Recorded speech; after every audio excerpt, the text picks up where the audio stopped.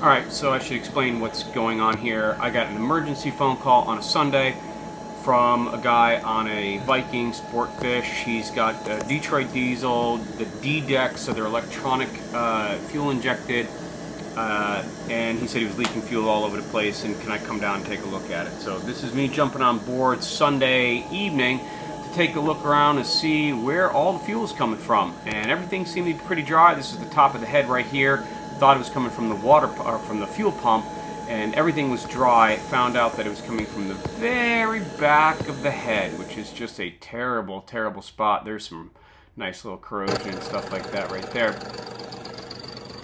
And there it is with the motor running. You can see it's coming from one of the plugs on the back side of the head. So we got to pull it off because there's, I don't know, 32nd of an inch between that, so definitely not going to get that undone. The head's got to come off. So that's a wrap for Sunday. I got to get gaskets and everything else, and yep, get all that stuff ordered up, and then we can get this head off.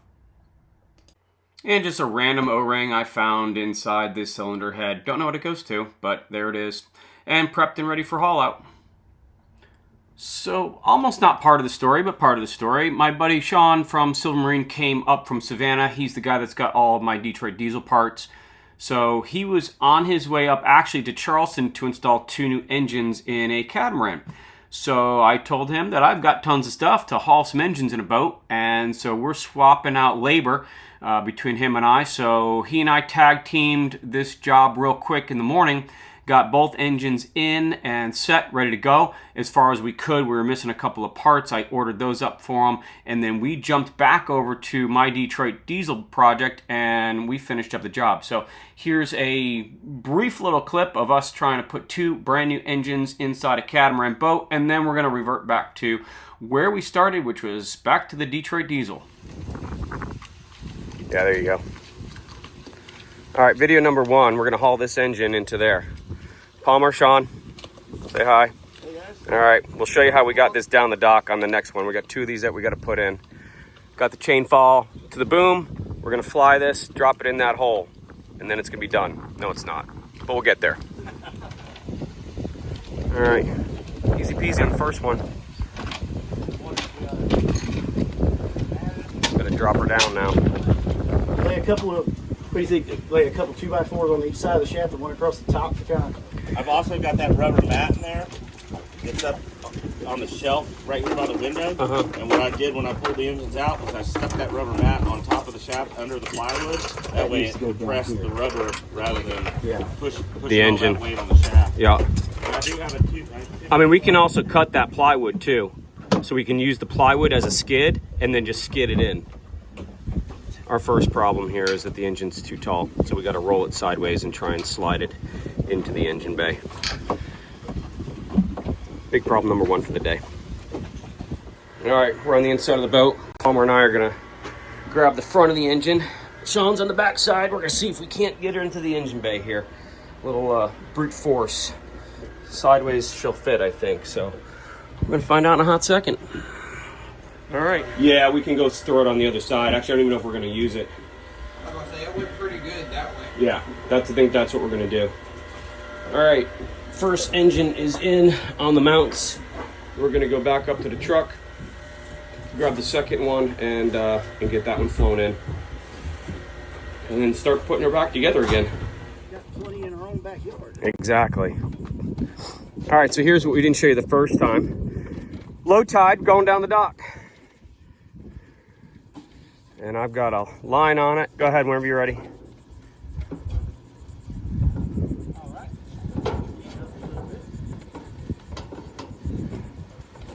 You know, it's an expensive motor. We don't want it to careen off the dock, so I've got plenty of line here. Go ahead. Just giving it just enough resistance to walk down the dock.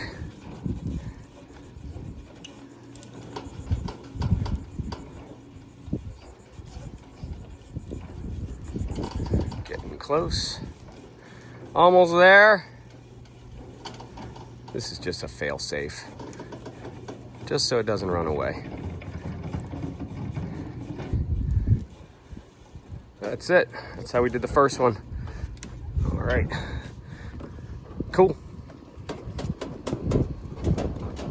All right, this one was pretty easy. We re-rigged my chain fall so we could just traverse with the rope down, and we just walked it right across the deck here and got her dropped in.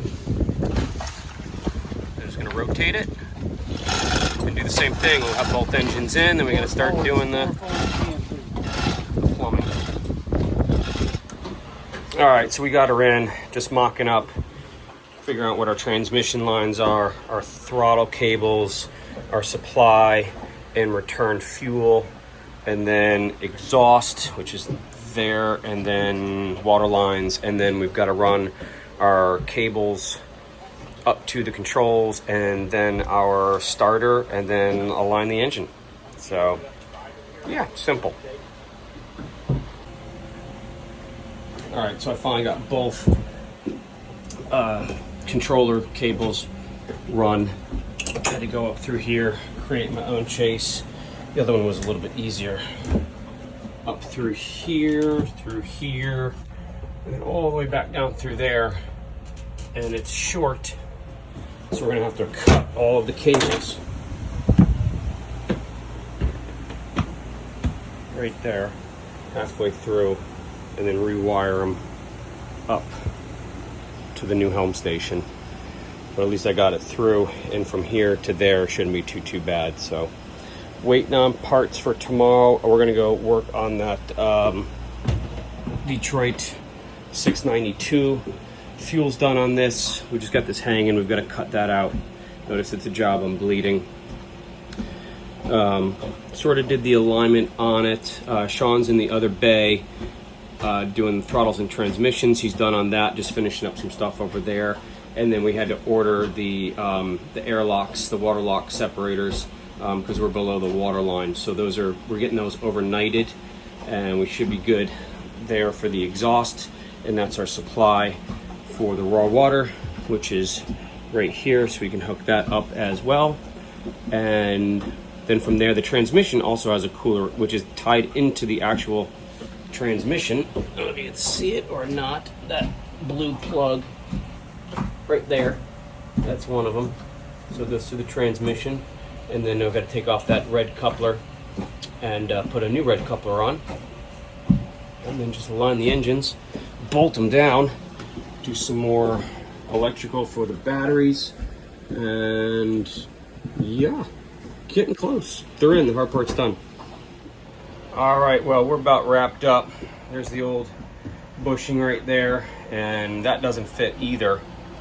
New bushing right there. So I don't know. As soon as I put one bolt in, all three of these are off by half a bolt. So this is totally wrong.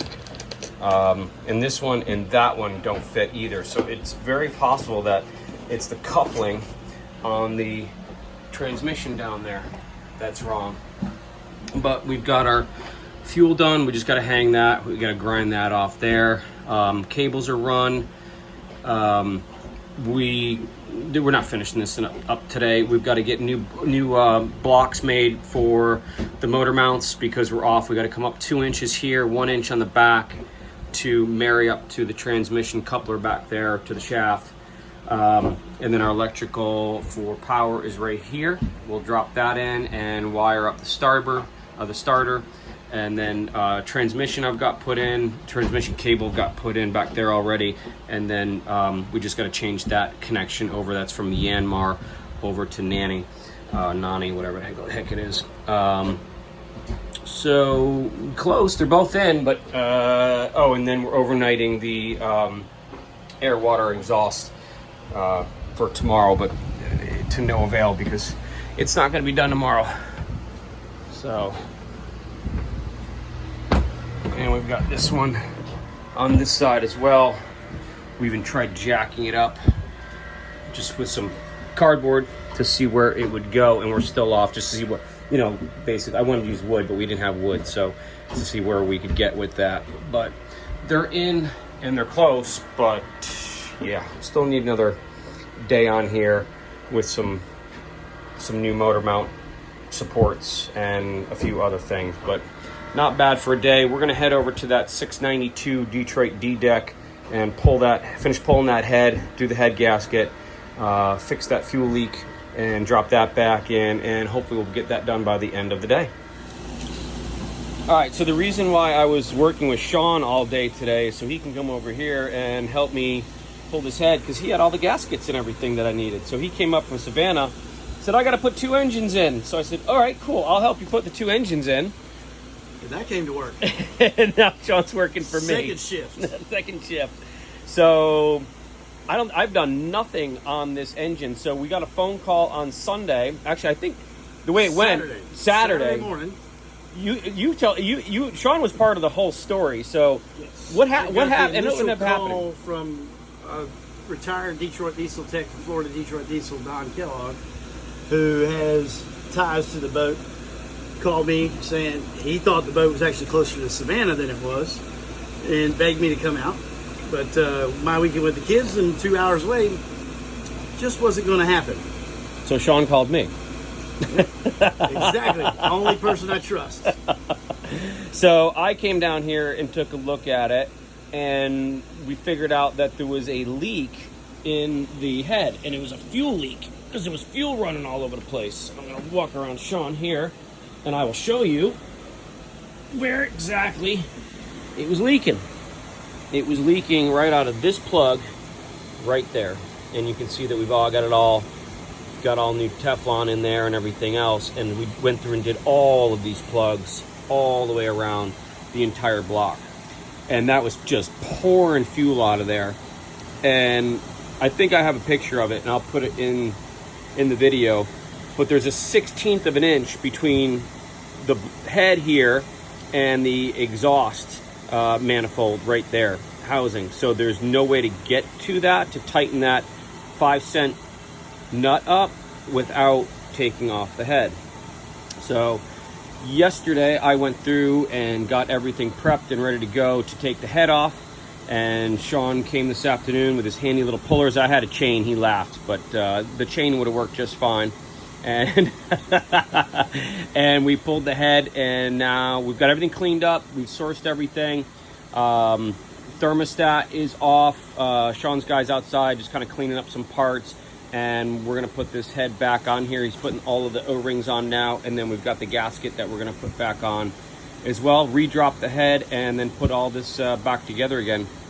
It's not too bad. This is a Detroit diesel D deck, so it's electric injection. If you can see here, I'll show you where all the wires go, but I had to take all the wires off of the injectors, so they're slightly different than other Detroit diesels you've seen me work on. Not that much different, pretty much the same, but just a little bit different. So I'll show you the process on how to put it back on, and just repeat the process to take it off, because I don't know, there's a lot on YouTube and the interweb for these Detroit diesels. So putting gaskets on now. What gasket is that, Sean? This is a shim that Detroit Diesel came, I believe it was in the mid-'80s, they discovered this shim helped prevent heads from cracking. Now, obviously with the 92 series, we know that it didn't stop it, but it did greatly reduce the amount of heads that cracked. All just by that little metal shim. It's got a little bit of adhesive on the back of it. Neat. Pull the little backing and stick it down. Cool. And we did go through and check all of the heads here, the valves and everything, to make sure that there were no cracking in the heads that we could see. So I think we should be pretty good. Yeah. So my back is hurting, to say the least, but we're going to start hauling this thing back on very shortly. That's the bottom side of the head right there. All right, so this is worth noting now. So what we're doing now is cleaning out the holes where the studs go in for the head. And if these aren't cleaned out properly, we're pulling out a lot of junk in here. You don't get proper torque. Yeah, you're not gonna. Yeah, exactly. You're not gonna get the proper torque. And Sean and I were just talking about the head leaking or whatever, and I just said, well, if there's that much gunk in there, you could have the 225, right? 240. 240 foot-pounds of torque that you need, but you're also slamming it down on the garbage. So it's a false sense of your torque set. True torque. Yeah. So, I mean, look how much stuff we're about to pull out of here. This is the second round, or third round. And look down the bottom of the hole there. Let's see. It's cleaner now. This one, it was looking the very bottom. It's toward the very bottom. Oh, yeah. See it? See the junk still down in there? It's still junk down inside of there. And that's the second or third round that we've done. So, you know, if it's just going to compress all that junk at the bottom of that hole, and you're not going to get you'll get the torque spec, but you're not actually going to get the right torque spec on the head itself. And that can cause the head to leak, give you a false sense of a head gasket blown, lots of things. Yep. So, and it says a lot about the person who put this engine together too. By we take the time for that, it just doesn't show. But we know from the first go around, because the plugs weren't done properly. Right. It was very haphazardly done. We should have taken a video when we first took the head off and you put your wrench on there. How loose was the one that was leaking? It almost didn't take any pressure, just like that. Yeah. So it was, and the rest of them were about to go too. So we went through, like I said, and we did all of them. So. And even the fuel lines on them, we're gonna probably have to check in, because was it the return line that was loose? Return line, yeah. Yeah. So we may have to reseat that and make sure that that's good. So, but just little things like this that you gotta, kind of pay attention to, because I mean, when you're dealing with torque specs and stuff like that, it's got to be right on, but it also needs to be right on with it seating properly. So take the 10 minutes and clean out all your holes, and sometimes you even, if they're really bad, you can chase them. Yeah. Put a chase down there and clean up all the threads and stuff like that. They're really, really bad. See all that junk still coming out of there? So that's what we're doing now.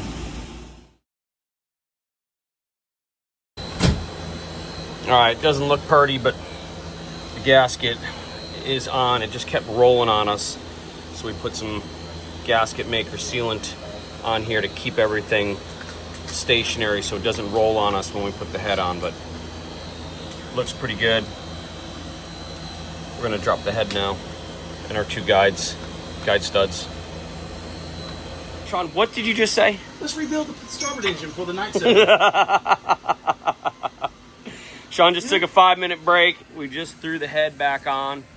And motivation. Yeah, we got motivation. We've got everything cleaned up, ready to go. We're going to start throwing everything back together again here. We've got to get our exhaust manifold slip back on, and then Sean and I are going to try and tag team this real quick to get all of this stuff back in, tightened down, and antifreeze back in. I brought my big funnel, so we're going to do it real quick. So we're going to get on it.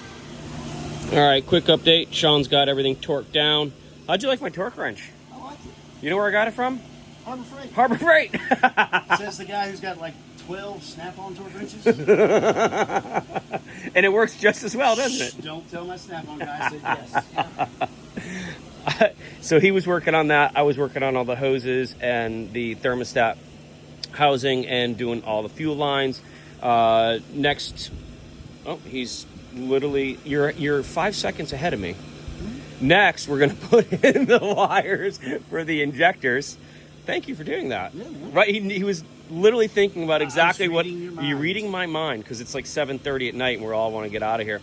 So he's going to put the injector wires back on. I'm going to finish tighten down all of the clamps for the hoses, and we're going to move on from there. In the next, we got to try and slide in the exhaust manifold gasket and then get those torqued down as well. What's final torque setting on the head bolts? 240. 240. And we did, 3 rounds? 4 rounds? It was 50, then 100, 150, 200, and then 240 twice. Yep. With a Harbor Freight 3/4 inch torque wrench. Right up to spec. All right, we're going to keep going. Did you got it on your homepage now? Yeah, like a year and a half ago, 2 years ago, though. Pretty good. All right. So what I want to do, we're just about to fill up, antifreeze, everything's put back together again. All the connections are made, we've checked everything, and we're ready to go. So I've got a really long line here with a funnel, and we're just going to use buckets and dump it in, and we're going to fire it up. All right. Antifreeze is in. Oh my God, I can't stand up. It is. Hardly get out of the engine room. Yeah. Been a long day for Sean and myself, but and Palmer, he's back. Hey, Walt. So ignition.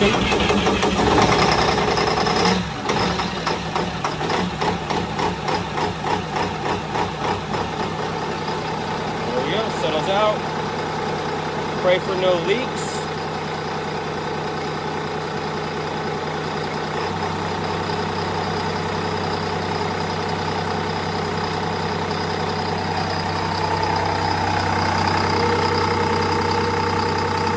Sounds good.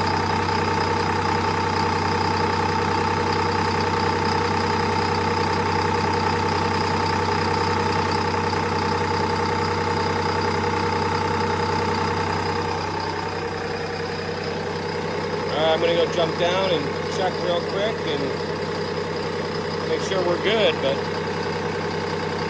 hopefully all's good. So just a quick update on that quote-unquote foreshadowing thing that I had made a little note about earlier on the starboard engine. They had gotten up to Beaufort, North Carolina. They pulled out of there and saw that the starboard engine temp was starting to climb. It got up to about 180, 190 or something like that, and they finally shut the motor down and went down to the engine room, and there was steam and fluid all over the place. So they cracked the exhaust manifold, which blew all the antifreeze all over the engine room. So they had to limp back in a port, and that's where they sit now. They did have a guy come out today, take a look at it. They're going to overnight an exhaust manifold, and they think they saved the engine. So now that's going to get resolved up there, and hopefully it will move on to New York. I feel terrible for the client. We really try to push this thing out for him, and he's very grateful of that. But my heart's broken for him that this happened literally like a day and a half later. So anyway, hopefully they can get that resolved and get back on to New York, and we'll have some pretty good engines after that.